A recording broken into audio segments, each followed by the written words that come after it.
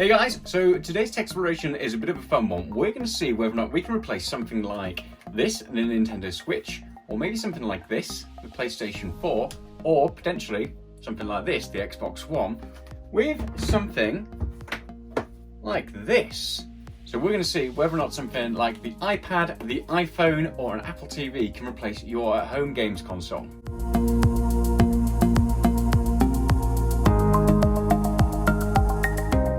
So when people think about mobile gaming, it conjures up all sorts of horrible images. You get things like your in-app purchases, short games, just these awful money grabs that just kind of come out left, right and centre, shortened down, terrible games that were just optimised to steal somebody's attention during those downtimes. But things have changed quite considerably.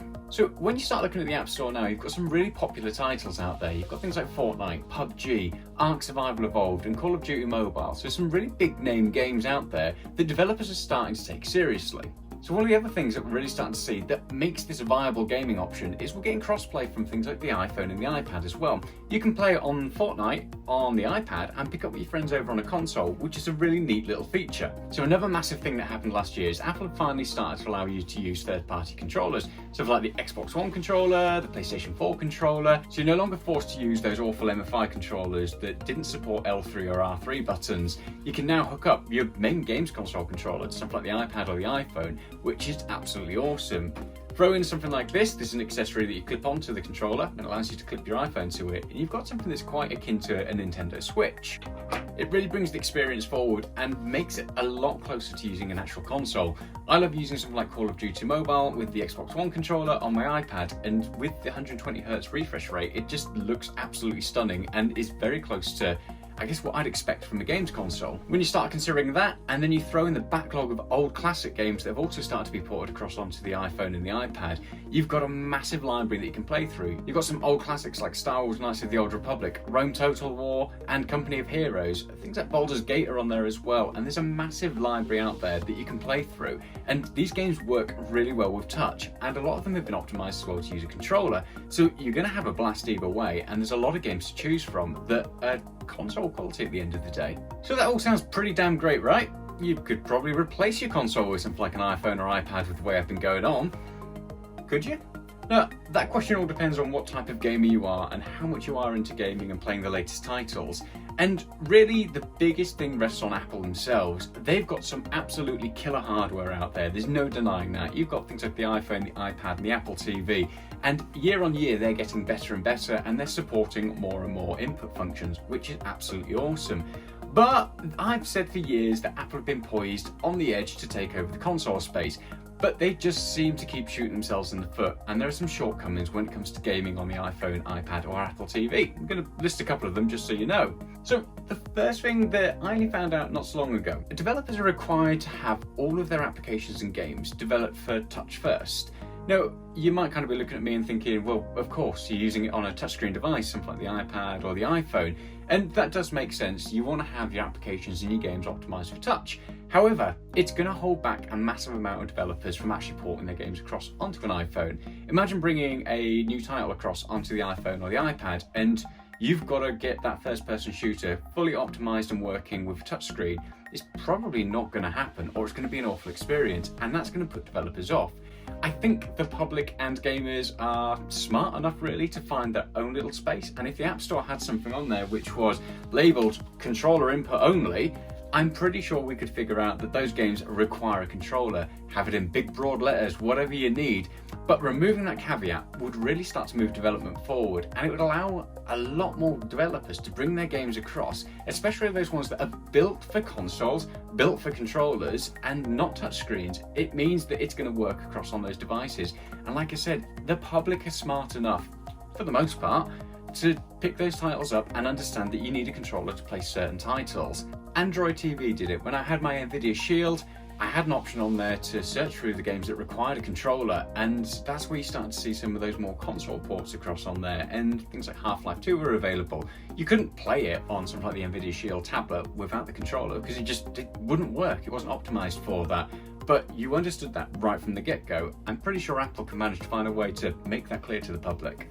The other main issue is, do you remember when you could play BioShock on your iPad I certainly do, and there were a lot of other games that used to be available on the operating system. The problem is, Apple has a yearly update cycle when it comes to its iOS or iPadOS updates, and sometimes that can just absolutely destroy compatibility with a game or an application. So one of the big problems you've got, if a developer takes the time to port a game across onto iOS or iPadOS, they've then got to continue ensuring that they offer that support. If somebody shells out full price on a AAA title on their iPad, they're going to expect it to keep on working on that same hardware, and that's understandable. But the problem is, Apple might break that next year when something like iOS 14 comes out or the next iPadOS comes out, and developers aren't going to want to take that chance. If there was some more reassurances from Apple that there was something going on in the background to ensure compatibility, we'll probably start to see more people throwing in and actually developing for the iPad. So the next issue is a bit of a weird one. You know, I want to play this, for example, on the TV or an external monitor. It should be pretty simple, right? We have USB-C, so we just need an adapter for it. Literally, plug and play. But then we plug it in and we get this. It's a really, really frustrating thing that Apple is still doing, and it's one of my major gripes about the operating system at the moment. iPads do not play well with external monitors. You get this smaller version of the app that you're trying to use, even if you're using it on a larger screen, and it's just frustrating. There's all this wasted space here, even though the app should, in theory, work. Some of the apps do play nice, but when it comes to gaming or anything like that, you just don't really get a good experience. Unless, of course, you use something like this, the Apple TV. Plug this into your external monitor, and you can then start streaming it across and mirror your display, which in theory works, but one of the problems that you start to see is you'll get lag and you'll get dropouts. When you're connecting multiple wireless devices, that can all start interfering, and it just becomes a bit of a pain. Besides, if you're already using the Apple TV, then you're probably just going to game on that instead. So it really starts to just get in the way, and it's something that I really wish Apple would sort out, because it's not just a pain for gaming, it's a pain for productivity and other applications as well. So to sum up, can you replace your console with something like an iPhone or an iPad? Yeah, you can. It's doable. It's one of those things, and it all depends on your type of gaming and what you're looking for. There's a massive backlog of old games on there that have been ported across onto the iPhone and the iPad, and they run really, really well. There's a lot of new titles coming out as well, which is fantastic to see. We're starting to see things like Apex Legends is apparently going to be coming out for the iPad, which will be absolutely awesome. A lot of developers are taking the time now to make sure that their games are coming out across multiple platforms, and the iPhone and the iPad are starting to see that light of day, which is fantastic. The main thing is, Apple still has quite a lot of work to do. Now, there's huge rumours going on in the background, and we keep seeing these crop up from time to time, that Apple are developing some kind of gaming-focused hardware, whether or not that's a laptop, a Mac, or something else, who knows. But if they are doing that, then you know what? They could really deliver. They've already got some very, very powerful hardware. You've got things like the iPhone and the iPad, the Apple TV. You've got stuff already that is doing a good job. They're taking steps forward. So last year we saw the controller support, we saw Apple Arcade. They've clearly got an eye on this segment, but they're just not taking those last few steps to really make it happen. If anyone can do it, it probably is Apple. They're very good at wooing developers and getting them on board. So let's see what this space holds in the future. Right now, it's probably not going to replace your console. There's just not enough on there, there's not enough consistency, which is a bit of a pain. The hardware is there, the software can clearly handle it. It's just whether or not Apple can take those next few steps to really make it happen. They're a great companion device. I love streaming from my PC to my iPhone and my iPad, using things like the Xbox One controller with a game clip, or just hooking it up via Bluetooth onto my iPad. It's an excellent experience and it's well worth trying. But at the moment, they're just not quite there yet to take over the console experience. But who knows, probably in the future. Apple has the big bold claim that their iPad can rival the Xbox One in terms of graphics. What's next for their GPUs? Let's find out, shall we? So, really hope you've enjoyed that video. See, if you have, hit the like and subscribe button. It tells the YouTube algorithm that you're enjoying this video, and it shows it off to some other people as well. We'll be back next Thursday for another Techsploration video where we'll be exploring something a little bit different. So, hit that like and subscribe button. We'll see you next week, and stay safe for now. Ta-ra!